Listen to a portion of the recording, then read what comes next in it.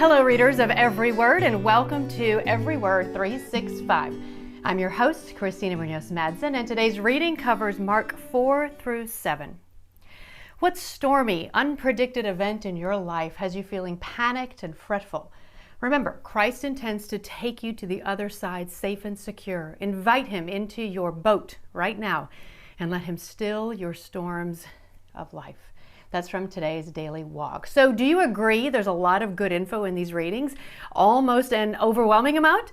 Please know that I certainly don't expect anyone to read all the links that I share. Just pick and choose the ones that are interesting to you. Otherwise, you might get overwhelmed and want to quit. And we've come way too far for that. You can't quit now.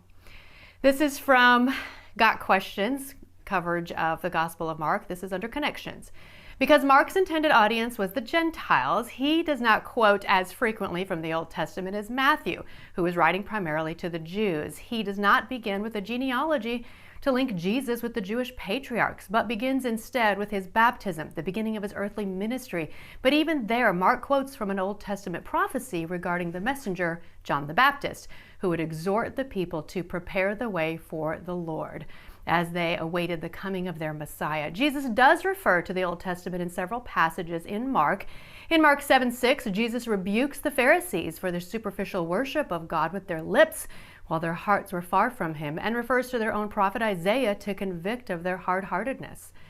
Jesus referred to another Old Testament prophecy, which was to be fulfilled that very night, as the disciples would be scattered like sheep without a shepherd when Jesus was arrested and put to death. He referred again to Isaiah when he cleansed the temple of the money changers, and to the Psalms when he explained that he was the chief cornerstone of our faith and of the church. Then there's the parable of the growing seed and the mustard seed, and I'm including links to both of these from Got Questions. This is from the one on the mustard seed.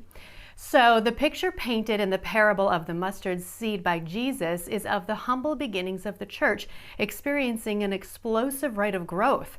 It grows large and becomes a source of food, rest, and shelter for both believers and false professing individuals that seek to consume or take advantage of its benefits while residing or mixing among what was produced by the seed. In other words, Jesus predicts that while the church will grow extremely large from just a small start, it will not remain pure. While this is not a condemnation of the bigness of modern Christianity, it does show us the greatest burden that comes with it. The parable of the mustard seed is both a prediction and a warning. May we listen to its message. Again, that is from gotquestions.org. Then I include links to the calming of the storm, the part that says your faith has made you well, the feeding of the 5,000. You may be familiar with these stories, and of course, Jesus walking on water. Again, these are links from Got Questions that may help you know more about it. You don't have to look at all the links, but they're there if you're interested and just want to know more. You're doing great. Don't give up now. Tomorrow is Mark 8 through 10. Happy reading. This episode would not exist without support from with Friends.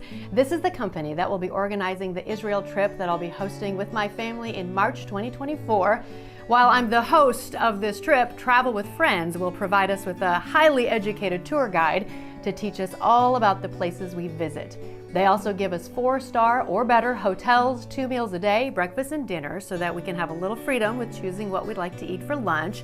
Plus, all transfers, baggage handling, daily entrance fees to all sites, gratuities, and transportation by deluxe motor coach.